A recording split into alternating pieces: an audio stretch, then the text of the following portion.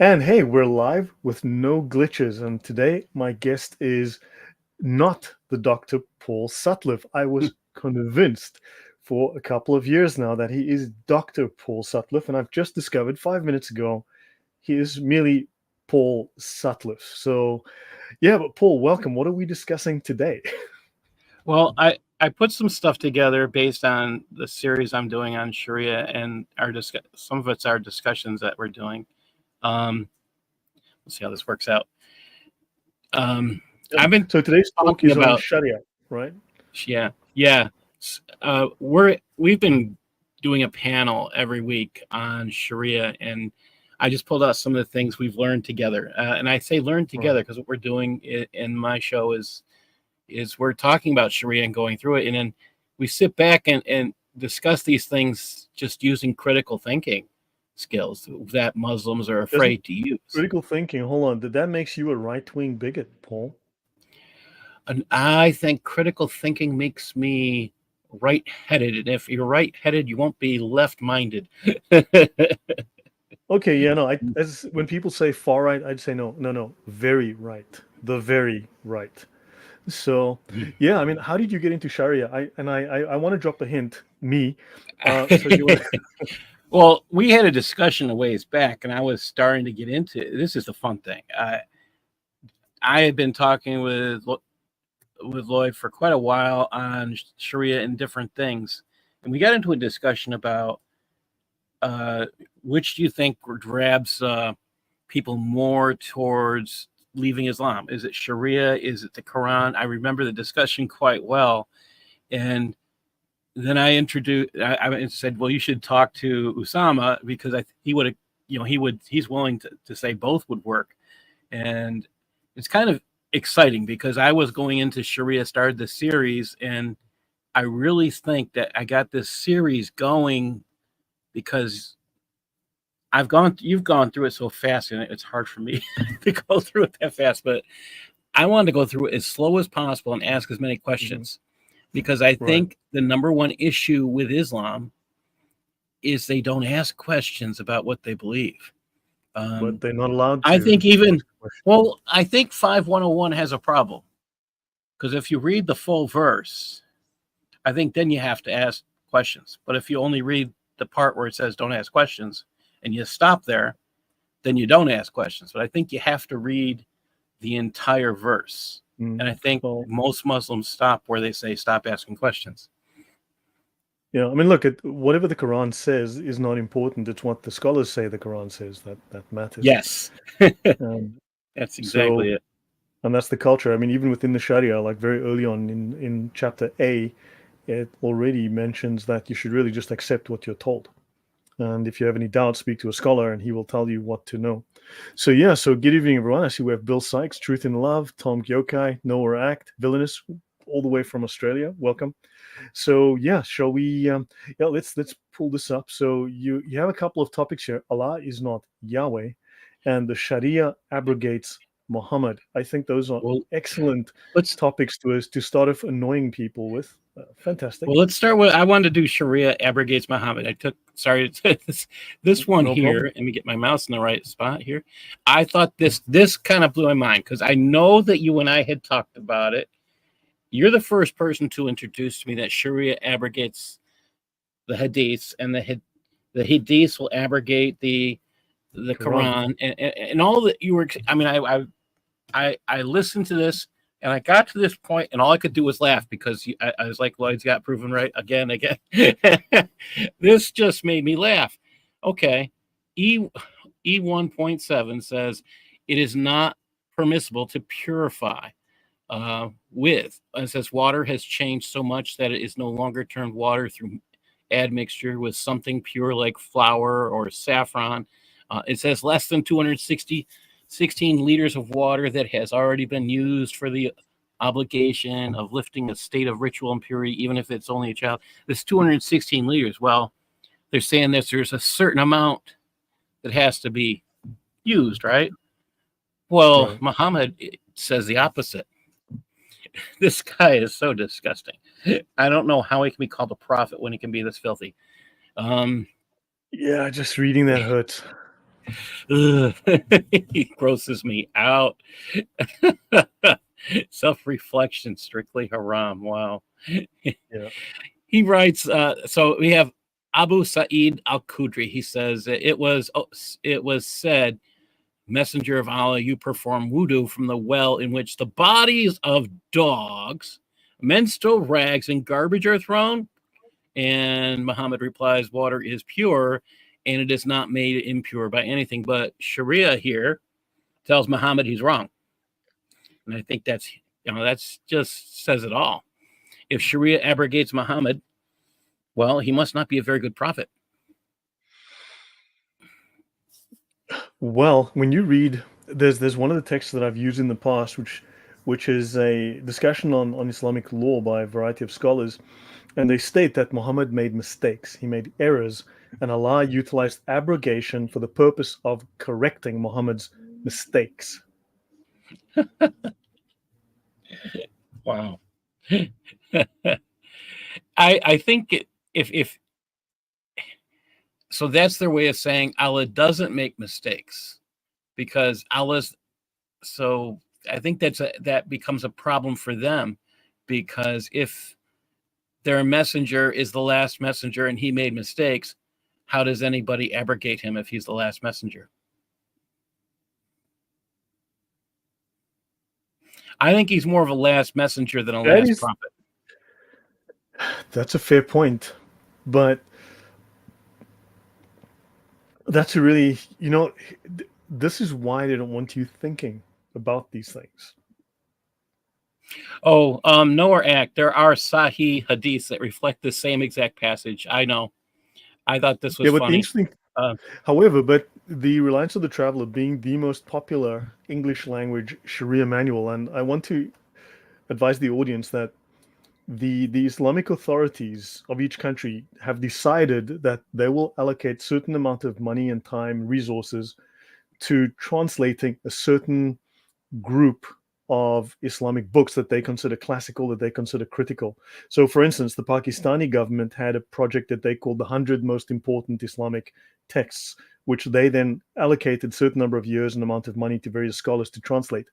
The very first Sharia manual in the 20th century in English, I think, was The Reliance of the Traveler. So the fact that it was translated over several years means that it was considered critically important.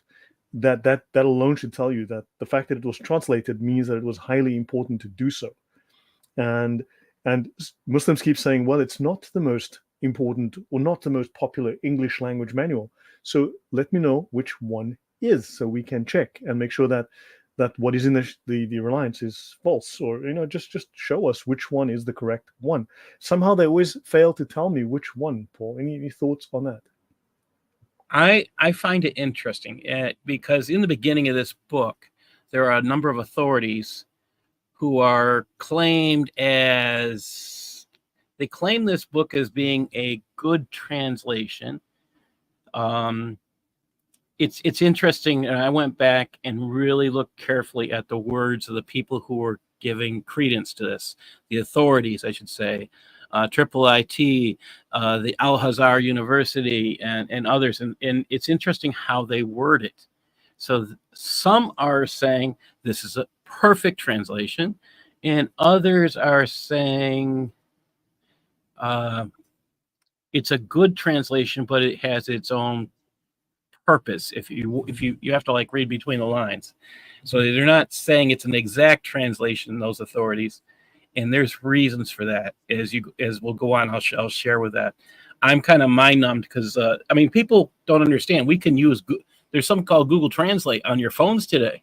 You can point a camera on your phone at any language and push the button for translate, and it will do that. I'm not saying it's 100% accurate by any means. I think you need to know somebody who can verify stuff. And I do that with Usama. I called him on one a couple of weeks ago. I was like, oh my gosh, we read this. And like, we went over it. And I'm like, this is just, it was last week. Just sit there and laugh. I'll share that one later. But yeah, you cannot, I don't think you'll find more popular book right now as far as Sharia. I don't think I don't think there's another English translation that is is as well known. This one contains the best, shall we say, legal interpretations from all of the schools, plus an entire multiple appendices with multiple major translations of major texts. So it's a compendium. There's nothing like it. It is unique amongst all of the Sharia manuals. I mean, the Hidayah is fascinating, but this one stands alone in its content. Yeah, I have the Hidayah. I like this better, and the organization is better. So, and Hassan, let's get. I know this statement about Hassan. Please understand, Hassan passages that are graded Hassan are graded as authorities in this book. So, saying it's Hassan and it's not worthy is dissing Sharia by itself.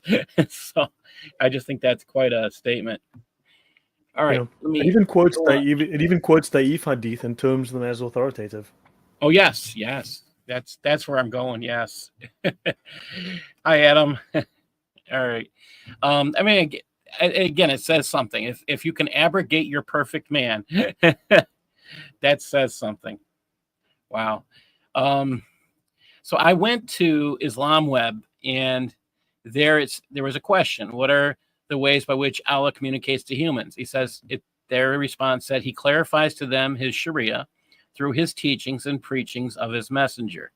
And then the next paragraph down, it says the method of his revelation to messengers. Then among the ways of revelation is that an angel descends with what Allah wants to convey to his prophet, who in turn would convey to his nation. And you start thinking about this. So we have problems. The second part is a statement that Allah no longer communicates with humanity because because his messenger is dead. But does Sharia agree with that? Is the next question I have. Mm-hmm. And here we go. We have A1.5, and this is where, when I started looking at this and talking with Lloyd, this stuff. Lloyd is so up on stuff. I had to stop and think every time I come across these things. According to this school, this is A1.5, a person is not morally obligated by Allah to do or refrain from anything unless the invitation of the prophet and what Allah has legislated have reached him.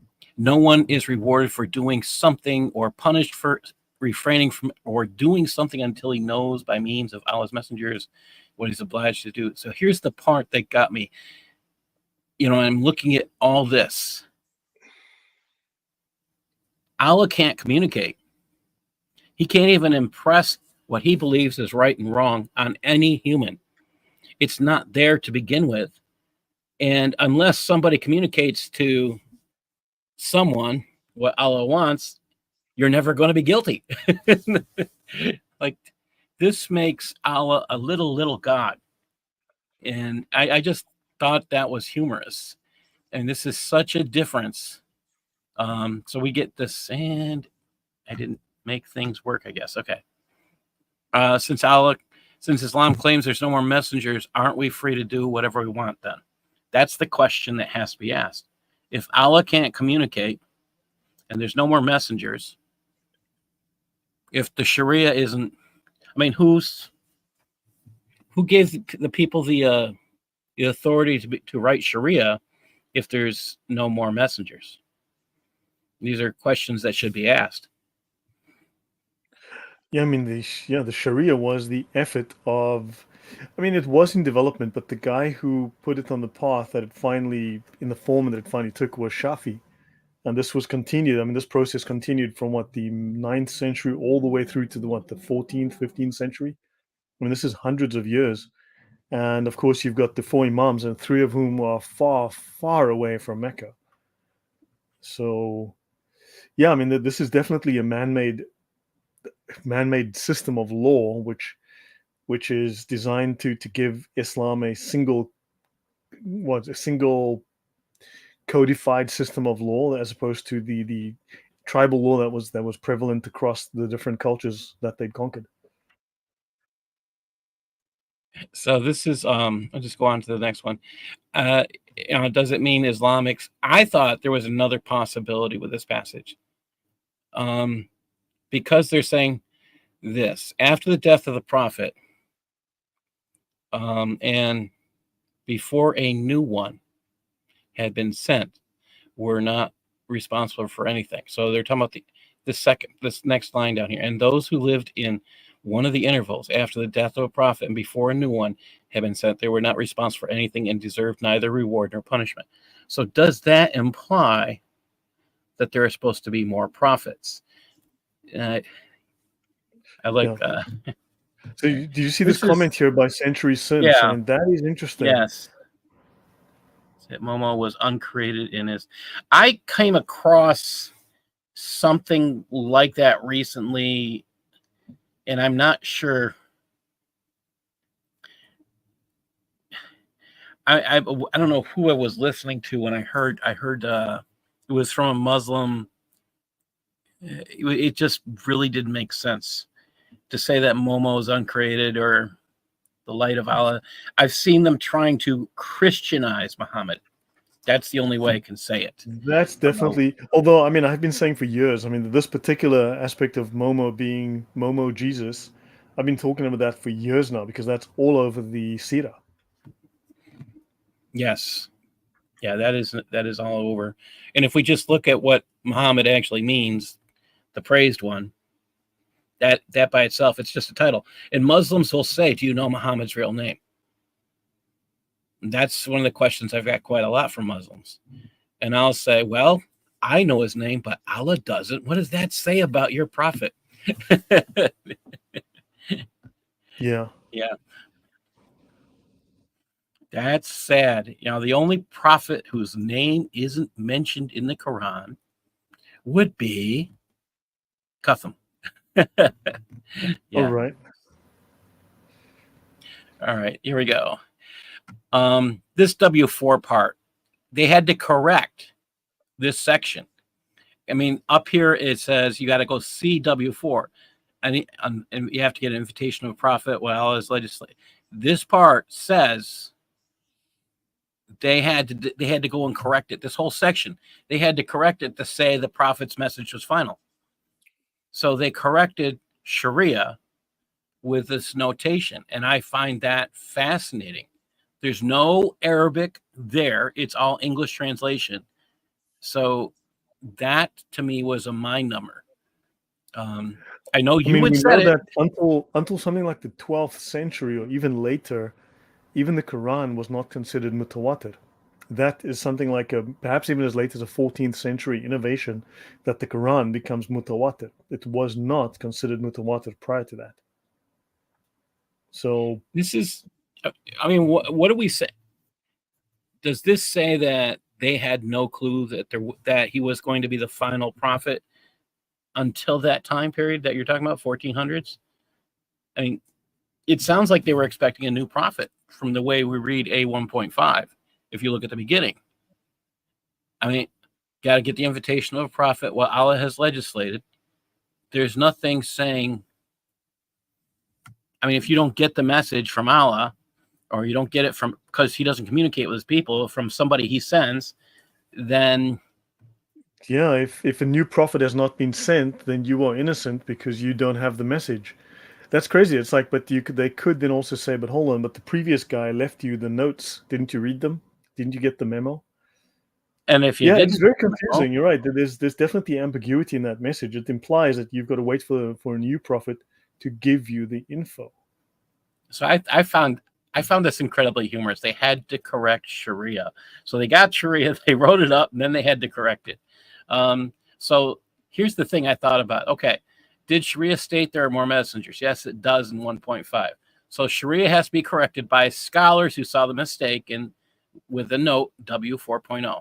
But if Sharia has mistakes, does this mean Islam's Allah is not perfect because Allah's law is supposed to be perfect?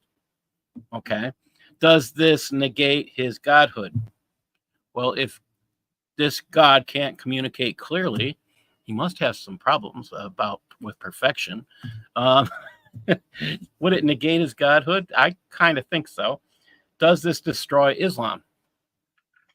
Well, if you can't communicate, if Allah can't communicate, we have a problem. It does destroy Islam right there. I mean, that was where I began to see what you have been talking about for quite a while, that Sharia destroys Islam, and it's in section A. That just blew my mind. Oh my gosh. There's more that it's like, so Islam has secrets. This is the stuff, and it's nasty, dirty stuff. All right. Here we go. This is A2.3. The religious scholar is greater in reward than the fighter, in the way of Allah. This is the jihadi, the mujahideen, who fast the day and the night. And Abu Darda said, teaching sacred knowledge for a brief time is better than spending a night in prayer. And then we have Abi Kathir, studying a sacred knowledge is a prayer. There is nothing after what is obligatory that is superior to seeking sacred knowledge. We have what you keep saying. It's all about Gnosticism. It's all about secret knowledge. You get better rewards. And this is scary, scary stuff. I mean, Well, I for years always we've found been this hearing. funny. Oh, for years we've heard that the jihadi has his reward in paradise is 100 levels higher than the regular human. And now you discover that the religious scholar who studies the Sharia has even greater reward than one who kills and is killed in the way of jihad. And then also we learn further on in those passages that the scholar is the inheritor of Muhammad. They inherit the mantle of authority and knowledge from Muhammad. So they really continue that line of authority. And you don't know these things. I mean, this is the part that kills me. You're not obligated to learn more. They don't necessarily want you to learn more. And if you do, you probably leave Islam. Because some of this stuff is really nasty.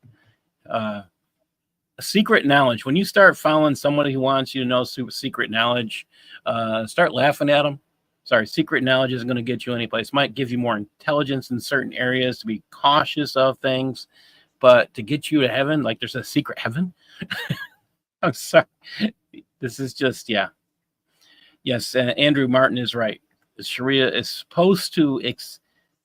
This is the thing that I have to ask. I like what Andrew said. The Sharia clearly exceeds the Quran and Hadith.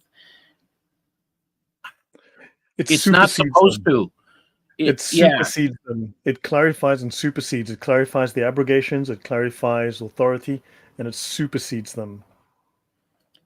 So the problem I have with this is the Quran is supposed to come earliest. The Hadiths are supposed to come next. And then the Sharia is supposed to be composed about these two things. But the whole section on prayer, I mean, it's a huge section. There's not one scripture in there. Not one. I'm like, wait a minute. Why is that? It's like you go and you look and you're like, I've put up on social media, show me one scripture. And they'll give me something, but it has nothing to do with how to pray. Right. And So there's a question. Let me just take this question from Cavalier, who wrote the Sharia. And so the Sharia, it took roughly 800 or 900 years to write. They probably finished it somewhere in the 15th, 16th century. The final little bits were added up to at least Nawawi from the Sunni school is considered one of the greats. So the Sharia is the final interpretation, the final understanding of the Quran, the Hadiths, the Tafsir, the Sirah, all of this, all of the things that abrogate each other, all of the things that contradict each other, all of this is clarified and balanced within the Sharia. And even things that we would consider contradictory are harmonized within the Sharia by being given a range from azima, very strict, to rukhsa, not strict at all. So you can even go against, literally reverse and go against and violate the rules of Islam. and you would still be given reward because you are following the rules of Islam. So, but those who are strictest get the highest reward. Those who are not very strict, because also some people are considered not as capable, not as intelligent, not as virtuous, not as disciplined, so they get given the ability to deviate and yet still earn reward. And those who are very strict get given greater reward. So Sharia was, so you got the four scholars of the four schools of fiqh. So it starts with Shafi, really. Then you've got Hanafi, Hanbali, and Maliki. So these four schools, these are known as the Mujtahids Mutlaq. These are the technically they would be the infallible scholars. These are the absolute scholars. These are the scholars with the absolute knowledge of Islam, and they created the framework for the interpretation of the Sharia within their schools. But these are not four different religions. These are ranges or variations within one single religion. And then of course they had just legions of other scholars who would specialize in various subjects. So one might be on marriage, one would specialize in loans, another one in I don't know, pick a topic, prayer. So think of the Mujtahids Mutlaq as editors who would put this together, and this process took hundreds of years. So that gives you a little bit of an understanding of, and I've got various deep shows that discuss that on my channel, if you can look at the Sharia episodes. So back to you, Paul. So I find this, all these points interesting. Again, what I'm going back to what you had said to me some time ago, and when I start seeing it I thought Gnosticism originally when I started looking at this, and when you start to see it, I think that's what's important when you start finding it yourself. I mean, I tell everybody, do your own research. Don't trust what I say. Go find out for yourself. And when I start finding it and start sharing it out, I think that's just powerful. So thank you. Thank you for setting me on that course. Let's see. Because Muslims are always arguing, like some guy recently with 300 subs put out a video, Lloyd's a clown, and it doesn't really do anything concrete to say, well, what's wrong. I mean, because he should point out, well, I just read what's on the pages and I tell people this is what it says on the page, Yes. And I don't make anything up. That's why I have the screen shared all the time, and I'm showing exactly what Muslim scholars have been writing. And but if perhaps that guy can show me, let's say I read the stuff on Muslim marriage, maybe he can say, well, actually, the reliance is completely wrong. All of those laws are wrong. Every single ruling it's giving is wrong. You've got to go to this book, and here's the fact. Because if you can show us how this book is wrong, which is also endorsed by Al-Azhar University, which endorsed the most common version of the Quran. Al-Azhar is famous because they created the 1924 Cairo edition of the Quran. These guys are top experts in Islam. He can let me know why he disagrees with Al-Azhar and where the correct rulings are, because what exactly is wrong with these rulings? Show us the correct ones. And I somehow always they don't quite give me that info. I have to say, I was with Hatun Tash in July where we were celebrating the 100th birthday of the Quran. Yeah. And yeah, that was kind of amusing, especially when we had an imam in the audience who wanted to have some of his talk. He wanted to contribute. Oh, here we go. Yes, I think this is good. All right. Here we go again. It says they concur to the devoting of one's time to sacred knowledge is better than devoting it to voluntary prayer, better than saying exalted as Allah.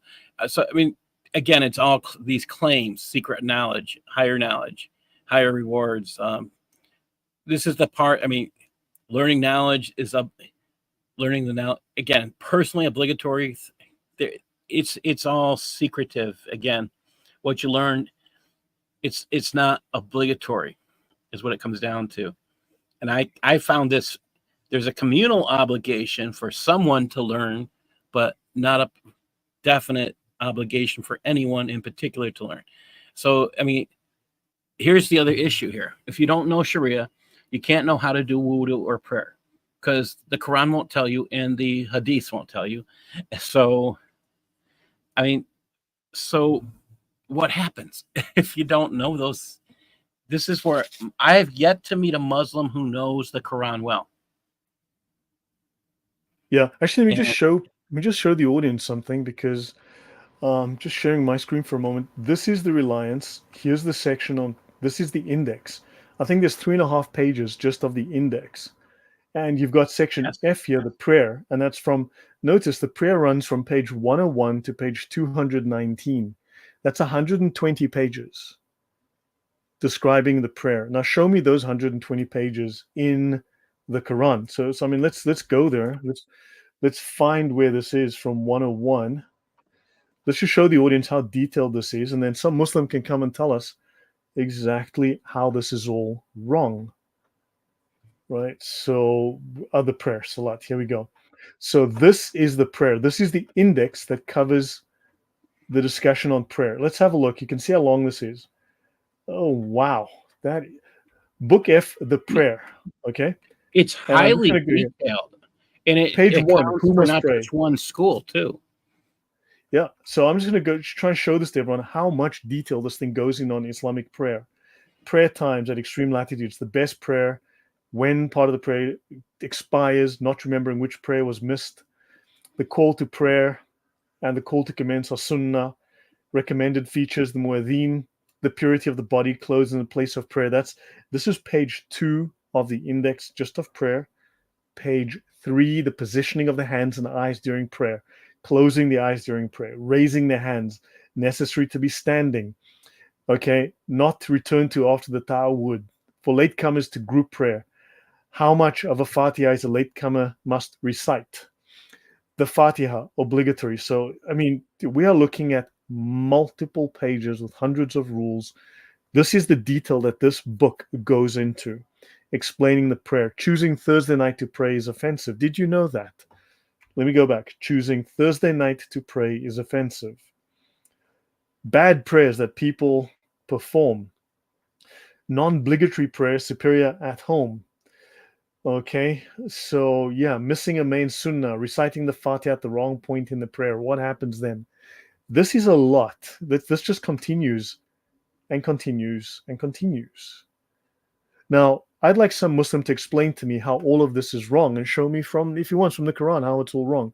And to show us in the Quran exactly all of the rules and regulations on praying. I mean, that's like 7 pages of just the index describing what prayer is about, never mind the actual contents of the actual praying. I Any mean, thoughts or comments on this that?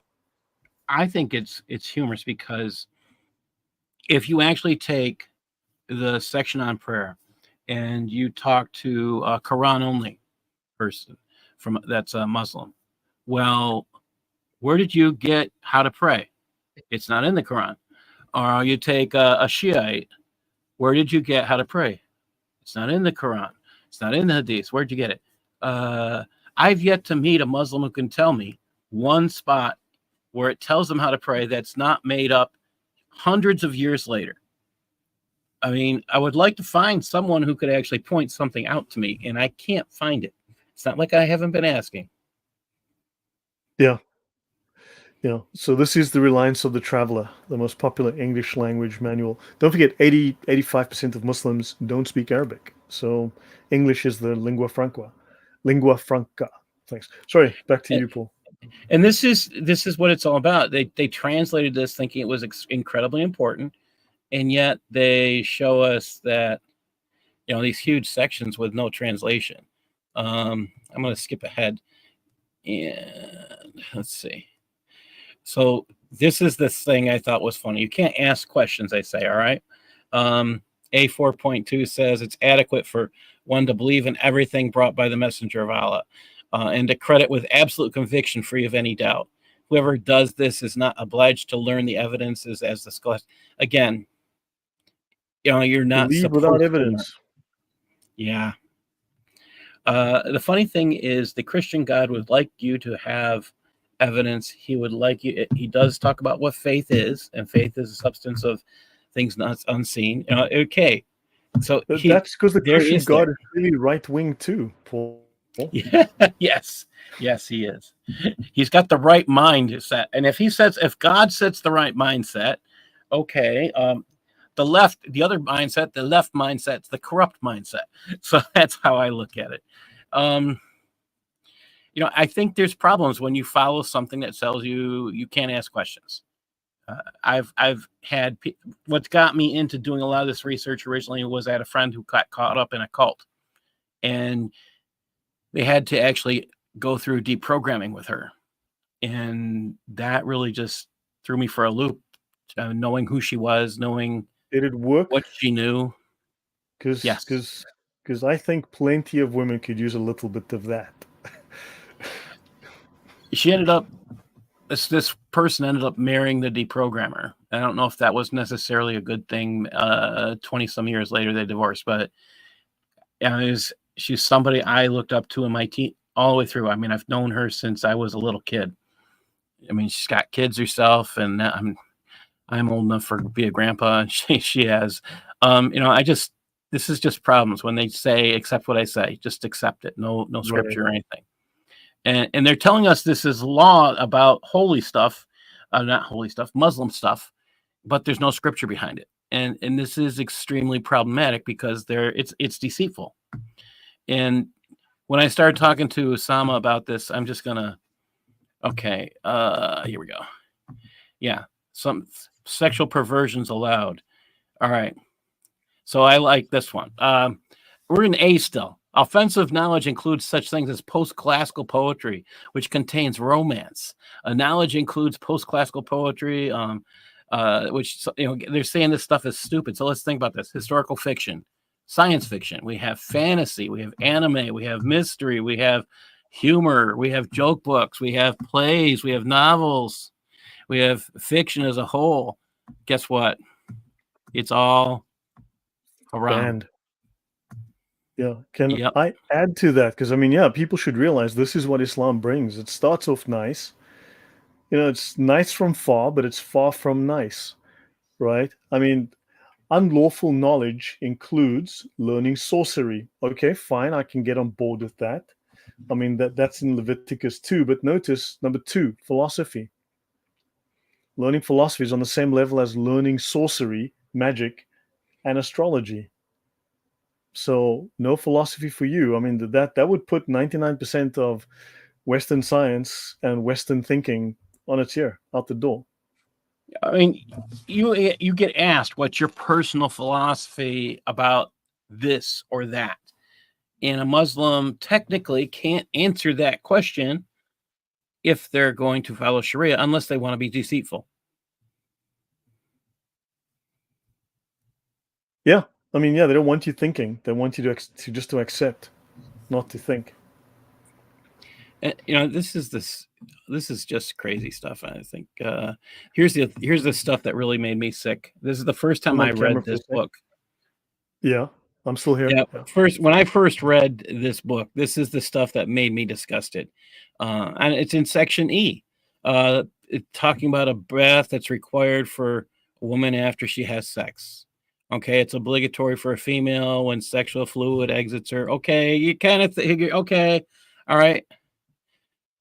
And then there's hadiths about it. Okay, when a man sits between, okay, bath becomes compulsory. Makes sense. All right. I mean, this is the Google Translate of it. Ghusl becomes, this becomes required. Here's the problem I had with this one.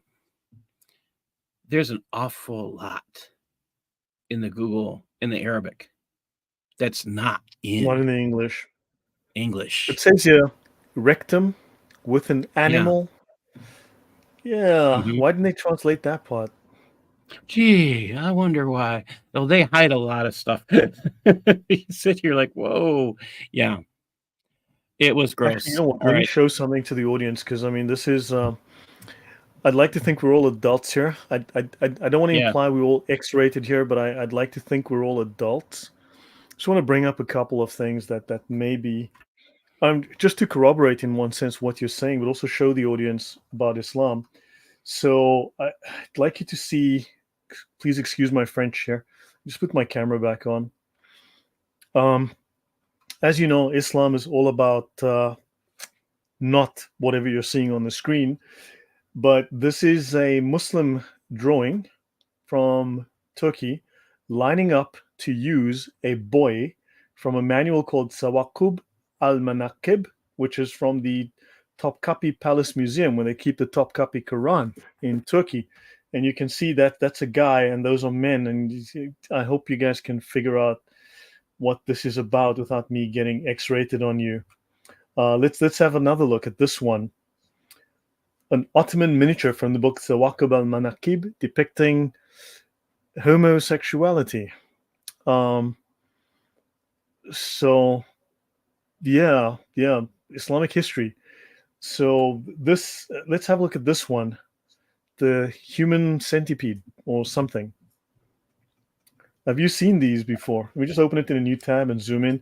I do apologize, guys. This is a little tad X-rated, but you can see that's a bunch of Arabic up there, and I'm sure you can see what that is. This is Islam. So when Muslims start to talk to you about Christianity is all about the gay and all that, just show them this and say, hey, did you know this about Islam? So yeah, when they talk about animals and rectums, they actually mean it. And these are not women. These are not women's rectums, by the way. These would be men that we're looking at. Any thoughts from you, Paul? I'm always disgusted by the amount of, so even just, okay, when you talk about Islam, you always end up talking about something sexual. And that's not, if you're going to do something in depth, it always comes up. I'm grossed out. You feel like, and my friend Eric always puts it, you feel like you got to go take a shower when you're done. Well, it's just the way Islam is. It's filthy. This one here, when a woman who has been made love to, all right, she must do this bath, all right. This is the horrifying part, that she is not a child, but rather old enough to have had sexual gratification. So they're having sex with prepubescent girls. It's here legislated in Islamic law. And it's just like, oh, yeah. It's bad enough when you hold these things and then you see it right there in print.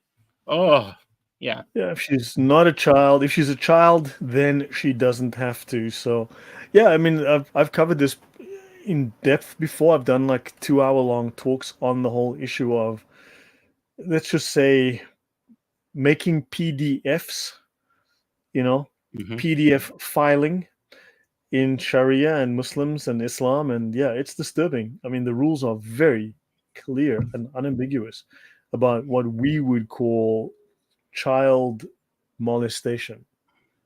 And they have legalized it. That should be horrifying. Now, my statement on this is, if you have a Muslim neighbor, and you have a child in your house, do you need to find, boy, yeah, and he would be stupid enough to say that loudly enough.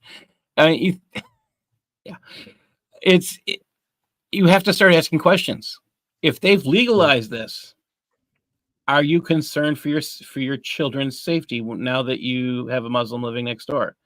Why shouldn't you be if this is part of their law? I mean, why do you think that in Europe, for instance, so many countries have stopped collecting statistics and don't provide demographics of which group is doing the most sexual molestation in the country? I mean, why do sexual crimes rise shortly after all of these migrants come into the country? Stuff like that. I mean, we know Afghans, for instance, have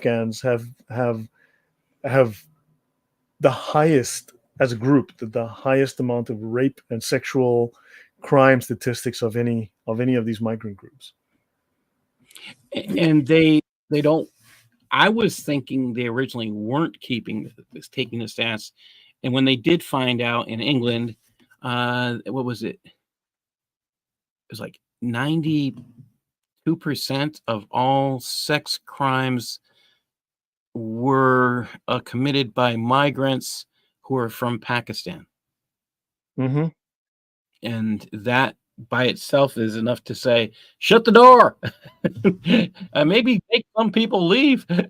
I mean, that would be a simple one. Okay, you close the door to Pakistan. We're having this problem here. That's how law is supposed to work. The country should say, okay, we need to take an action. Let's do some correction. No, they don't do anything. They just open the door more, which isn't, I mean, that's clearly insanity. Doing the same thing over and over again and expecting things to get better. I mean, it's clearly policy.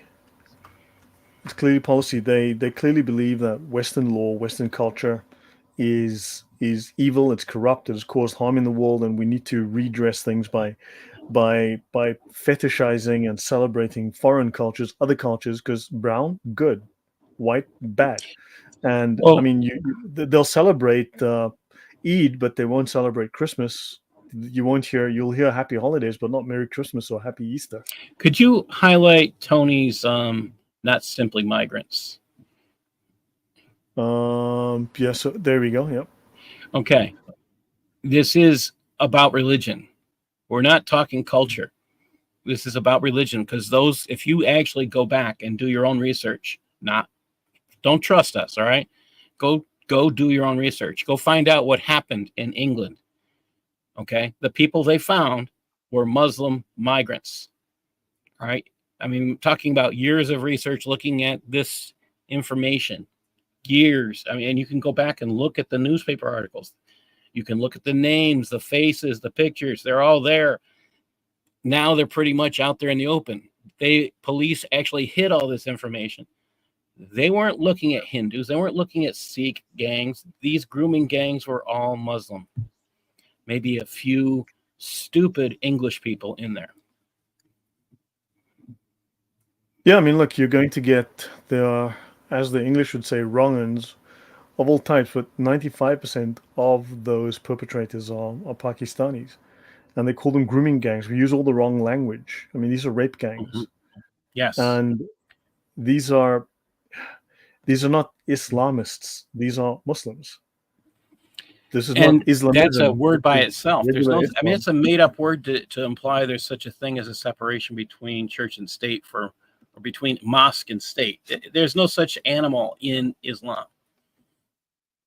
Yeah, but that said, oddly enough, the whole the way that the left applies the concept of separation of church and state is directly Marxist, because there was an overlap between church and state in that the state should rule in a moral way. The state should rule in a way and create laws that are moral, that would follow Christian precepts, would be fair. And this pretty much was, even though there was some degree of separation, there was also a degree of overlap. But the separation as we understand it today and is applied today, that is Marxist. So, but Islam is a theocratic system, and this is something that so many people are in denial about. There is no separation between religion and political, legal, and social ideology. I did want to share one more thing today before we head out, because I know I wanted to share what I learned about Nader, which I think is quite fascinating. Let's see, pull this up. All right. So in here, I have, there's a vow that we can use to bust Muslims who are lying. I could be wrong. This is what I believe from the research I'm doing. Please try and copy it. Let me know if it actually works. So this comes from J 18.0, and basically it's about them taking a vow and what they're allowed to do and not allowed to do with a vow. And I'm just going to go through this quickly. So what do Islamic scholars say today? Now, this is from Yasser Qadi, this one coming up. And just listen to this, because this is actually kind of a mind number in the respect that what he's telling us is, it's kind of, like I say, you'll understand where I'm going with this. There is something we can do with this knowledge about the vow. Generally done with the right hand. You raise your right hand in the Western court. In the Eastern society, you might shake the person and say, I swear by the name of Allah. That's why it's called yameen. The seriousness of it is the right hand. So Allah is saying, La yu'akhidukum Allahu bil-laghwi. If it is laghu, you are not sinful, but it is not encouraged. Because you shouldn't just mention the name of Allah for no reason. This is the first category. The second category is the exact opposite. You say the name of Allah and you mean it, but you are, a'udhu billah, lying. And this is called in the hadith, al-yameen al-ghamus. And ghamus means the one that inserted you in, because you go to Jahannam for this yameen. Al-yameen al-ghamus. Al-yameen, the oath that will cause you to enter a'udhu billah, Jahannam. The Prophet ﷺ said, should I not tell you of the major sins? They said, yes, Ya Rasul. So he's saying if you make this statement, you use Allah's name and you knowingly lie, you're going to hell. So I'm taking J8.0. I've got 3 different imams saying the exact same thing. Generally, now, this is where, I mean, if you look down J18.4, it says if someone makes a vow by the way of argument and anger, it says if I speak to Zayd, I'm obliged to do such and such. He's saying this to Allah, all right? So he has an oath, okay. So here's my theory. What a Muslim may not say according to Sharia. I'd love to see some national security guys see if this could be actually proven correct. Catch is you have to have someone who knows Sharia. Will a Muslim dare to say this? By Allah, if I am lying, may Allah take my life and the life of my family. According to what the Muslim scholars are saying today, according to the passage on Nader, I don't think they can say it. I've tried this on social media. Not one response to each one of these people that I've tried this with. Not one response. I say, will you say this? Crickets. So I'm curious. I mean, I'm going to encourage people to use this because I think this works. I think it's it's research that's, and I can credit this learning again to you because I'm spending more time going into this. I think this is a possible thing for national security guys to start using this. This is, I've read this and it never twigged with me, so that's an interesting catch. Thanks. I hope people that do national security will take a look at this. Start asking this question. Will you say this? By Allah, will you say that? If they won't say that, I mean, first of all, if they will say it, they probably know nothing about Sharia. And I don't know. Are you allowed to be deceitful? That's the other question. Yes, you're allowed to be deceitful. But can you do this? Can you make this statement? Because you're not allowed to do the conditional vow and lie. And that's supposed to get you to hell, according to the modern scholars. This raises a question, though. Something that's really hard to define, that not everyone has a clear answer on. But Muslims often don't know the Sharia, or don't seem to know it very well. Or maybe they do, but when you ask them, they always claim ignorance because they're supposed to claim ignorance. They're not supposed to share the knowledge of the Sharia with us. But yet they all behave according to it. Is this because of indoctrination, because of just knowing the rules on an implicit level rather than on an explicit level? It's something that's just part and parcel of the culture that they're just forming along those lines? Or is it because they know the rules, but they won't share it? So when we ask them, do you know the Sharia? They'll say no, but yet they behave directly according to those rules that they supposedly don't know. How do we interpret that? Well, according to Sharia, the guy who gets to lead the mosque is only there because he knows Sharia. He's not there because he knows the Quran. He's not there because he knows the Hadiths. He's there because he knows Sharia. That's how he gets picked. That's according to the Sharia. So he's communicating to everybody there. He's the one who knows if your prayers will be invalidated or not. So he's telling everybody what Sharia says more than he is telling people what Muhammad said. And I think that's where this comes from, this knowledge that most Muslims have. It comes from the Sharia that the Imam knew or has studied. So the Imam is a legal scholar. He's more of a legal practitioner. Yes. So they are lawyers, not priests. Would this be an accurate statement? That is 100% accurate because they are not... they're not the equivalent of a priest or a pastor or anything like that. They have to know the law. That's all they have to know. And then they have to know the first surah. That's it. Now, I've been in a couple mosques. Now I'm looking at the last 2 mosques we went to. The imams did not know Arabic. And I sit there kind of laughing at it because they're telling me you have to know Arabic to know A Islam. good Muslim. Yeah. Isn't that just a little bit of hypocrisy? Wow. I mean, I wonder if they're reading The Reliance of the Traveler to get some info. One has to Well, wonder.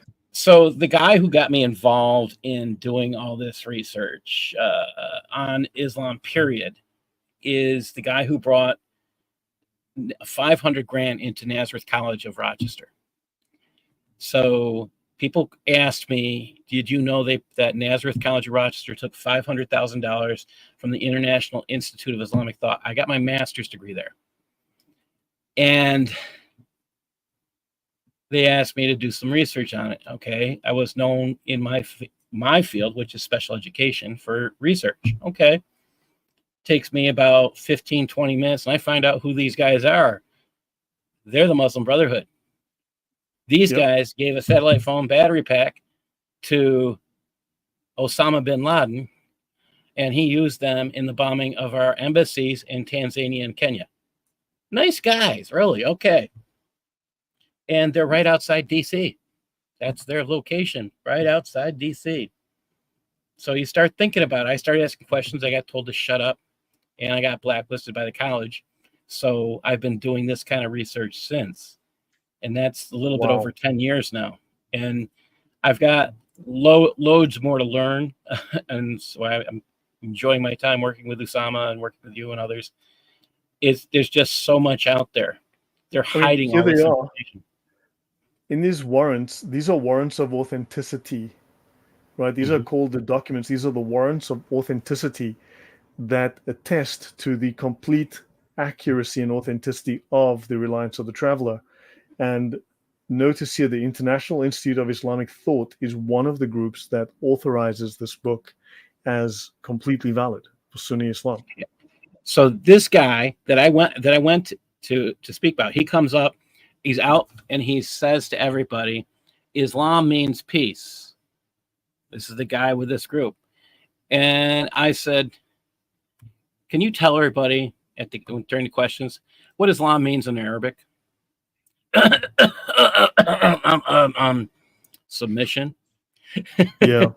So I said, if I don't submit, will you kill me? No answer.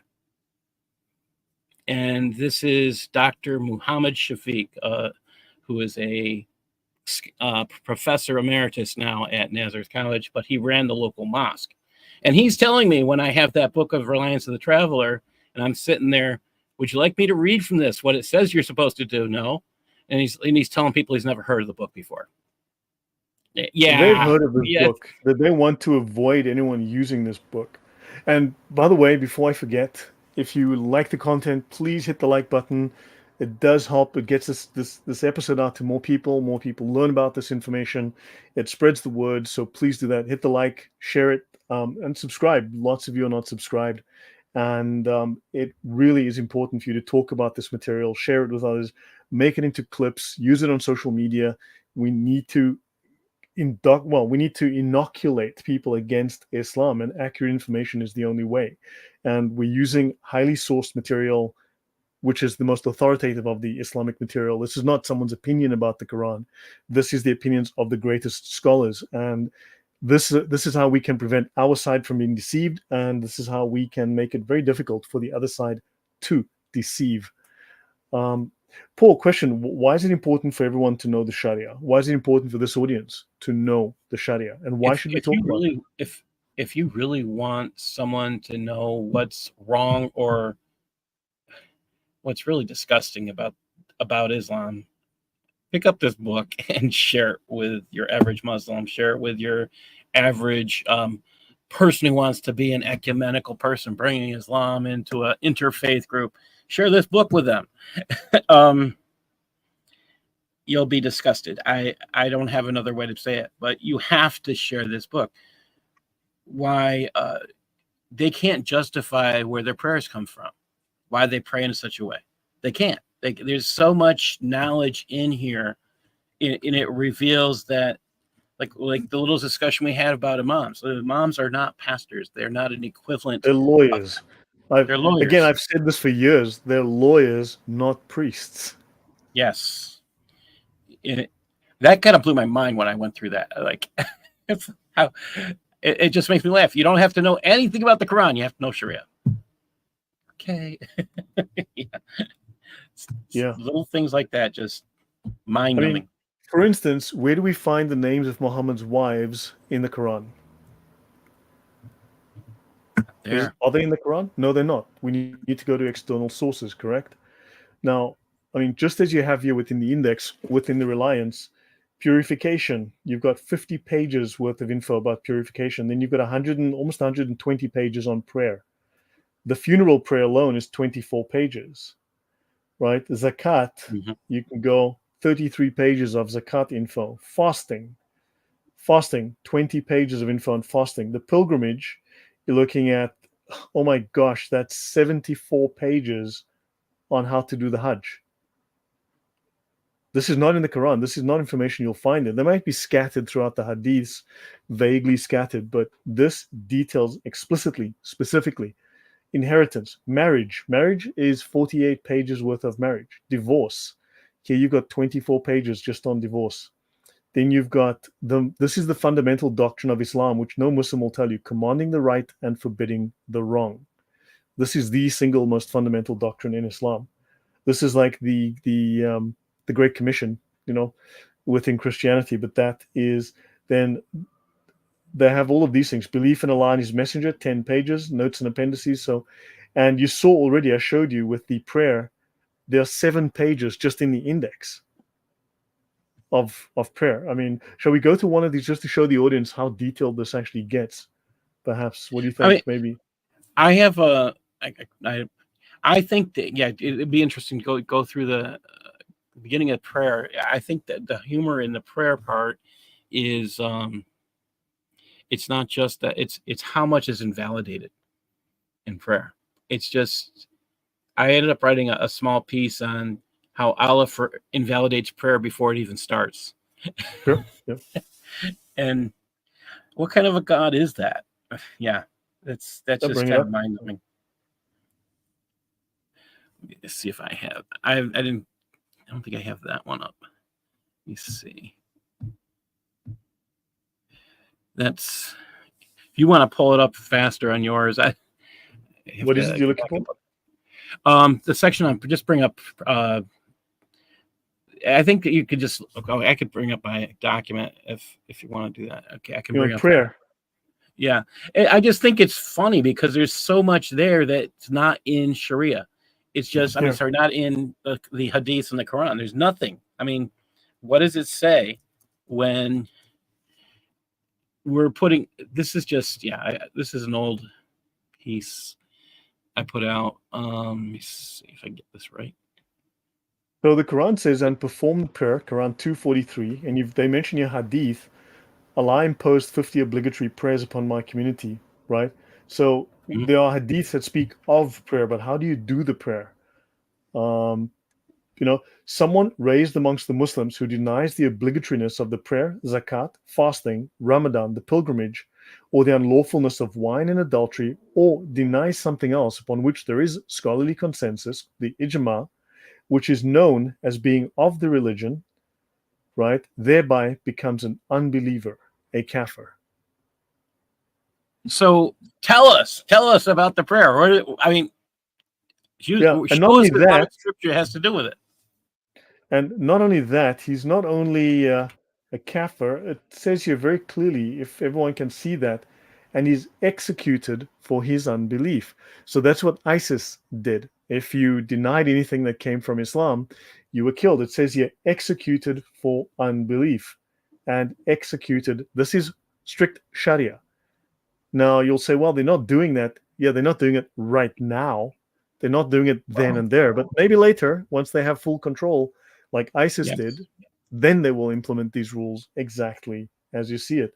And notice, a Muslim who holds the prayer to be obligatory, but through lack of concern neglects to perform it, has not committed unbelief. Oh, thank God.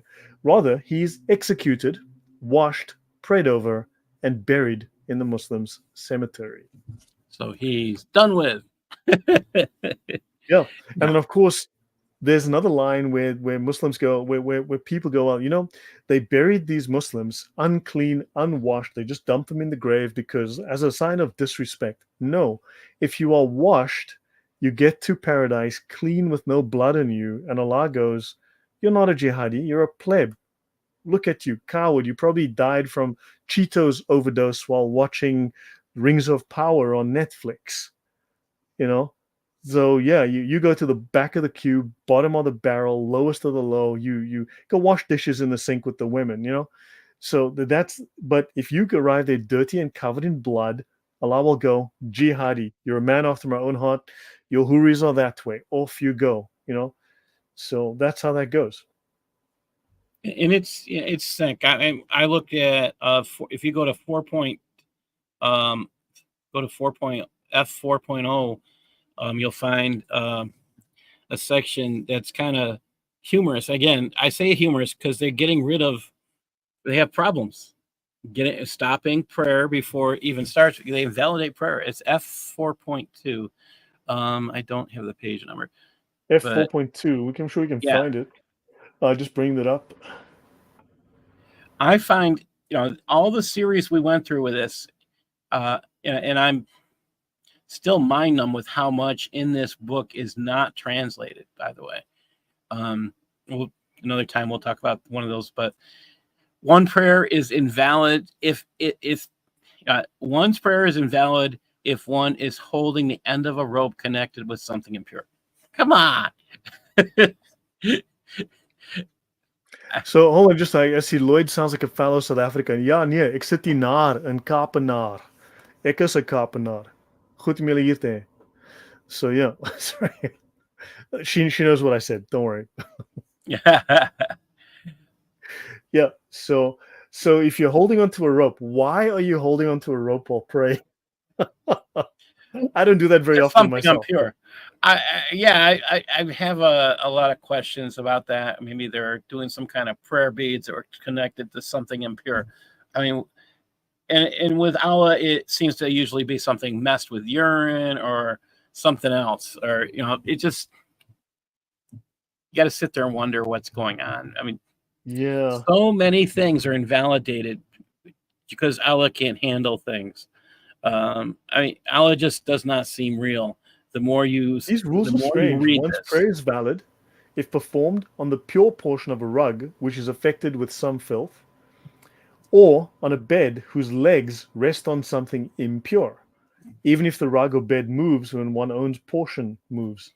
The rule illustrated by these examples is that it is not permissible for the person praying to support or carry something affected by filth, but it is permissible for him to be supported by it, provided he is not in direct contact with that filth. How do you get supported by it and not be in direct contact with it? Like, oh, yeah, okay. Here's one that's not translated that Usama translated for me, F4.6.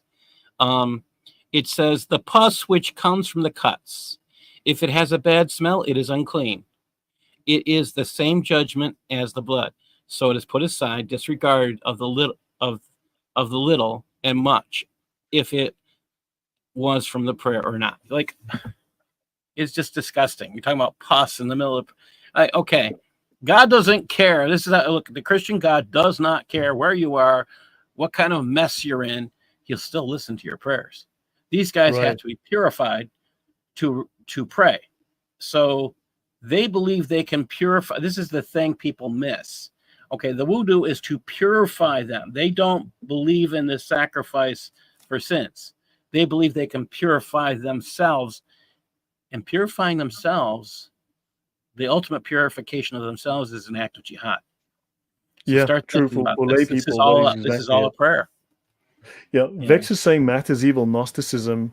Sorry, if you look here, I mean, within the Sharia, it states that the world and what is in it are accursed, which is a Gnostic view of matter. It's the Manichaean view of matter. So the world of matter is accursed and everything is accursed, and the world of imagination, blah, blah, blah. I mean, so these ideas are all over the Sharia as well. It's explicit. It's implicit, but also explicit. So, yeah. Islam is great religion. Whatever you say bad about it, good luck and goodbye for now. Thanks. That was profound. That is profound. So it just shows he can't ask questions and he can't actually think for himself. So my suggestion, Zai Adali, is to actually go take do some online learning in a topic called critical thinking.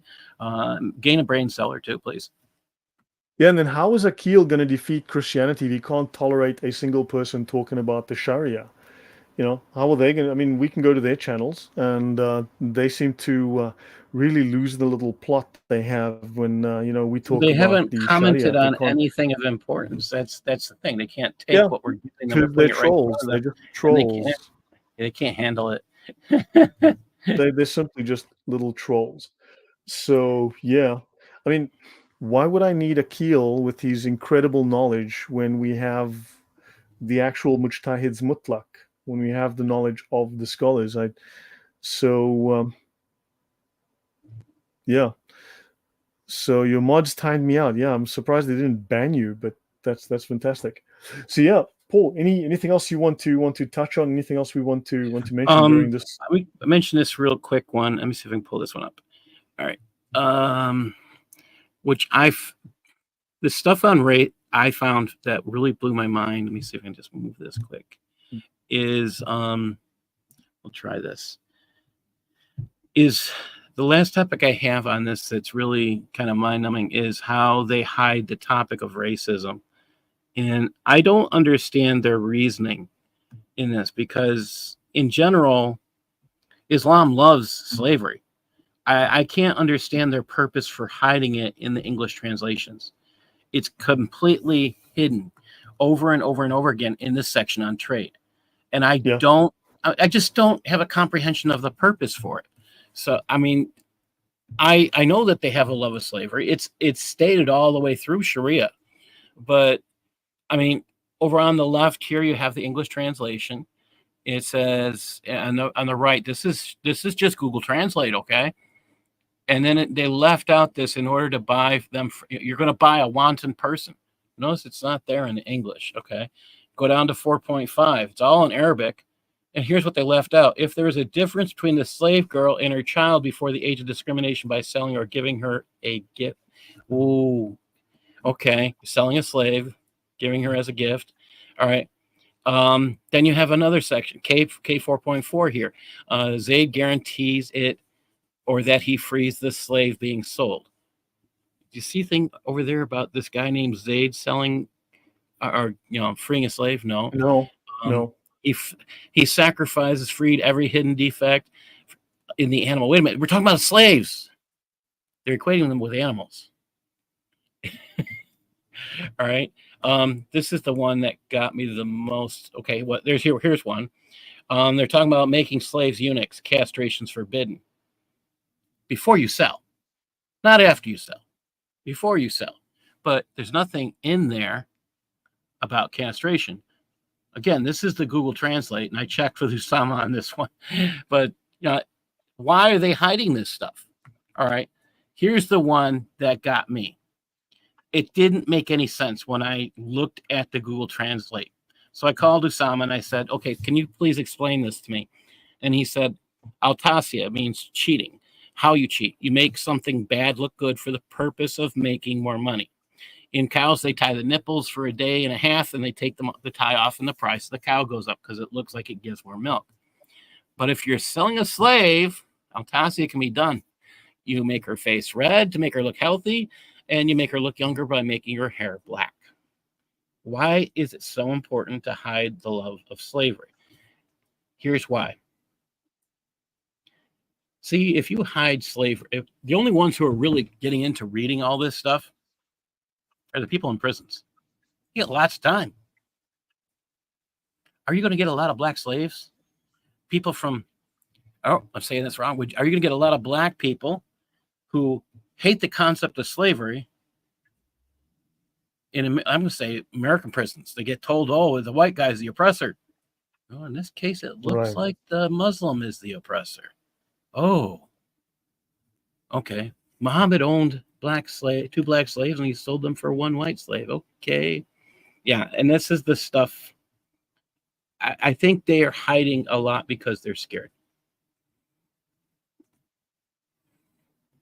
And that Very was the other interesting. big. Yeah, I mean, they also remember anything that harms the impression of Islam is considered bad. So I'm trying to find the. I gave it once to Adam. Adam asked me about it once, and I gave him extensive of the amounts of the rulings on slavery. Um, but for instance, you can see here the absconding of slaves. I mean, that's one example. This is the Hidayah that covers that extensively. The absconding of slaves that covers this, and you've got the selling of slaves and other things, because yeah, that simply falls under trade.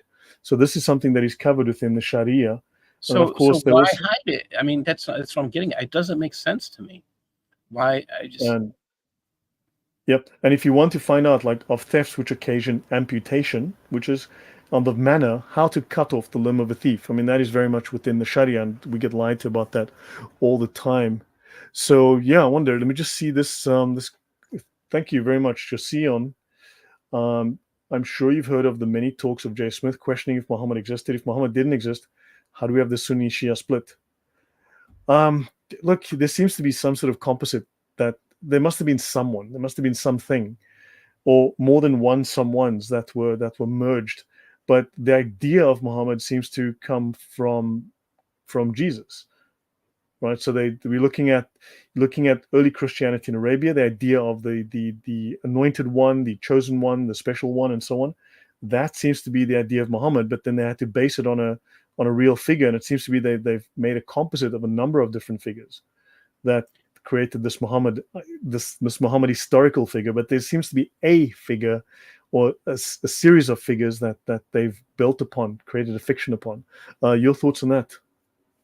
So I have, since I started looking into this, whenever the Shia split comes up, the Sunni Shia split comes up, and when I'm talking to a Shia or a Sunni on the topic, it's almost always the same answer. This is about the the Shia are Persians, and that's their answer. And like, what? I mean, that's enough for you to say that's the reason for the split? And they say yes. They're not like that. They look at it as a totally different version, solely for the reason they are not Arabic. Not Arabs, yeah. I mean, they're a much older civilization, very well established, ancient civilization. But then also, I mean, there's the ostensible reason, which is the division of, well, who inherits the line of authority, the family of Muhammad or the companions of Muhammad. So, Yeah, so there is that's what ostensibly I that. was taught was the meaning. But when I talk to actual Shiites and Sunnis when they're getting into this, I've never understood that argument. I don't know myself after doing the research I'm doing if there was any four caliphs. I don't find any evidence for them. I don't find any evidence for Muhammad. I agree with Jay Smith's research. It's kind of mind numbing when because one of the books I wrote was for teachers, just to get teachers to look at the historical stuff that's left. And if you look what Muslims write about their own histories, it's not pretty. No, And no. we're being told to teach in schools things that aren't truthful. I mean, there couldn't have been nobody. There had to be someone to build upon. They had to take some sort of figure or figures to build upon. It's just that, but also Muslims are well known for erasing history, for destroying history, for rewriting history. Yes. So there's no way to be, I mean, no one can tell you, yes, he did exist 100%. Here's the facts. Here's his passport, ID, and birth certificate. And no one can tell you he did not exist. Here's the evidence, because really the truth would seem to lie somewhere in the middle. I mean, but generally Muhammad is effectively, they're trying to usurp the position of Jesus. When you read the Sirah, clearly he becomes a deity. He becomes a part of God. So he becomes a god in a real sense when you read the Sirah, the biographies or the Gospels of Muhammad. So yeah, I mean that's it from me for the evening, Paul. Do you have any other topics you'd like to continue in the future? I mean, just something else to bring up about the Sharia.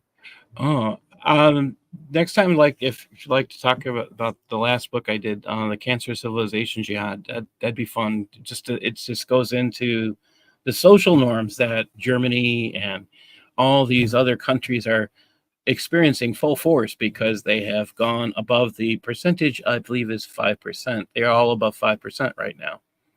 So they're experiencing the social norms that I talked about in full force, unfortunately. Yeah. Although I will say that the majority of the population, US and the States, want enforced mass remigration. They actually want these people thrown out of the Yes. country. Yes. And at this point, the government is holding back a flood. There's a dam wall that's holding back a flood, and if that dam wall ever breaks, there is, as we know that European civilization is well known for its ability to terminate people's existence on an industrial scale, and Europe has shown that it is very, very, very good at that, and that may well come back this way again if people are not careful. It's That not would what you not want, surprise me, unfortunately. but yeah, when you keep pushing, you wake the giant, because you're looking at people that really know how to do things on an industrial scale. That's scary. I hadn't even thought of it that way. And they want to revive socialism, so they could revive their Nazi movement. Oh wow, that's scary. I don't, but the Nazi movement was something very specific. So this is, I think people are conflating everything you don't like as Nazis. The No, I'm Nazis had a saying very socialism. specific series of ideas. Yeah. So. Yeah, they want socialism, so they could be revive what they're trying to hide away. They're saying they avoid, but that's really what they want. Say again, please. Sorry, I missed that. They say they want socialism, and today's, you get these liberals who want socialism. So I think it'd be interesting if they get what they want. They'll probably find themselves with Nazism again. I doubt that. So Nazism was a very specific set of Darwinist ideas mixed with Gnosticism and some crazy mythology, like literally myth. Mythology. So Norse mythology mixed with Darwinism. Darwinism is I think it's evil be very ideology. close, because I don't think you can have socialism without Darwin. I don't think you can have socialism without some mythology, because you can't survive. An atheistic society just becomes chaotic.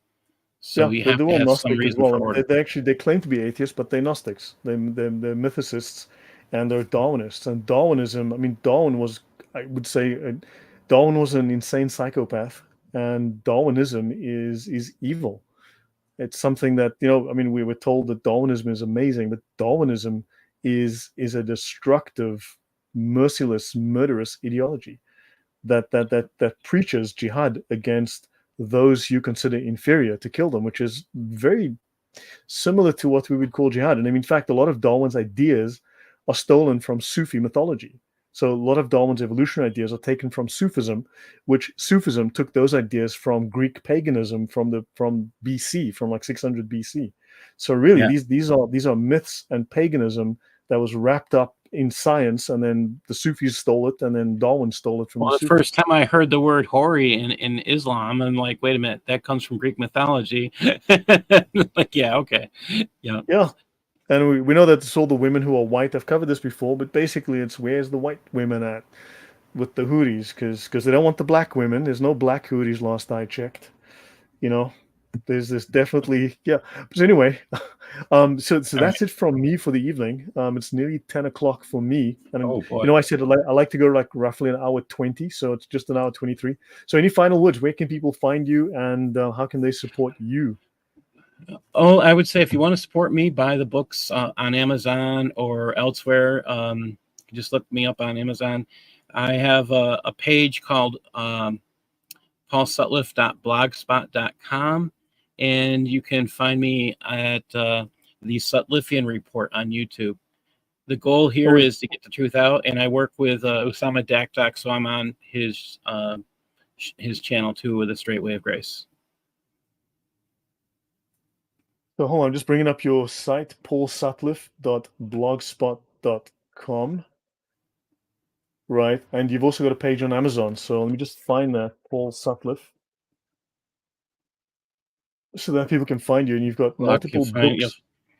Yeah, the Amazon stuff. I do a lot of writing. The Cancer of Civilization Jihad. I think that's the most important book for anyone in Europe. I just won an award for it, so we'll see what happens from that. Congratulations. Yeah, so well, I mean, let's meet again and talk about this. We can. Yeah. And also, by the way, I did promise Osama, and Saint Murad that I'd bring them on. So I'd have to plan for next weekend or next week to get them both on to do the discussion on the Quran, and then you and I can also plan for something next week, maybe to talk about your book, because that'll be cool. That'll be nice, because because you're the only other one other than myself that's really been focusing hard on, as far as I know. I mean, there may be others, but you're the only one that I know who's been focusing hard on the Sharia. I'm having fun with Sharia. I think, the truth is, it has so many hidden little nuggets. I don't know if I'm ever going to find them all. I mean, you sit there just discovering. So, I mean, yeah, you said it destroys Islam. I don't think there's a better way to put it. The Quran destroys Islam. The Hadiths destroy Islam. But Sharia, when you have to abrogate Muhammad, I think you've abrogated their God. Ja, Bernadette says it's nog vroeg, meneer. Oh my. So, sy is in Josie en sy gaan Joel. Jy weet, dis 'n werkaand, jy weet. Môre is werk vir normale mense. So anyway, but yeah. So yeah, no, it does. It does. I think the Sharia exposes Islam for what it is, and Muslims are embarrassed by it. I mean, Muslims have to lie about the hadiths because they're embarrassed by Islam. They have to lie about Muhammad's pedophilia because they're embarrassed about Islam. Muslims are just embarrassed, and why wouldn't they, lie about all of this? Because it's so embarrassing. How many women did how many little girls did Jesus sleep with? None, as far as I know. How many men did he murder? Well, none. How many assassinations did he order? None. Well, Muhammad is guilty of all of those crimes and more. How many slaves did Jesus personally own? None. So I don't think we can count all the slaves that Muhammad owned. Yeah. No. So anyway, so thanks very much, Paul. Right. Any final words before we go to the audience? No. God bless y'all, and give glory to God. That's the only thing I can do. Is if you're listening and you're saying we've given you a chance to leave Islam, I say give a chance for Christ, and that's my biggest thing I can offer you. Yeah, the lie has many versions. The truth, one. Yes. So, yeah. So, guys, thank you very much. Thanks all for being here. The 140 of you plus, more or less, that we're here. Thank you very much for your time, Paul. Thank you for a great discussion. We'll do this again. And guys, have a wonderful week ahead, and I will see you guys soon. Take care. I'll see you tomorrow night with. I'll be on with Gurmit Singh, former founder of the EDL, with Tommy Robinson and one of Tommy Robinson's close friends. He and I are due to be on tomorrow. I've had 2 cancellations last week, last minute, back to back, unfortunately. But let's see, tomorrow, 6 p.m. my time, 5 p.m. UK, which would be 11 a.m. US time. That's Eastern Standard. So see you guys soon. Take care. God bless.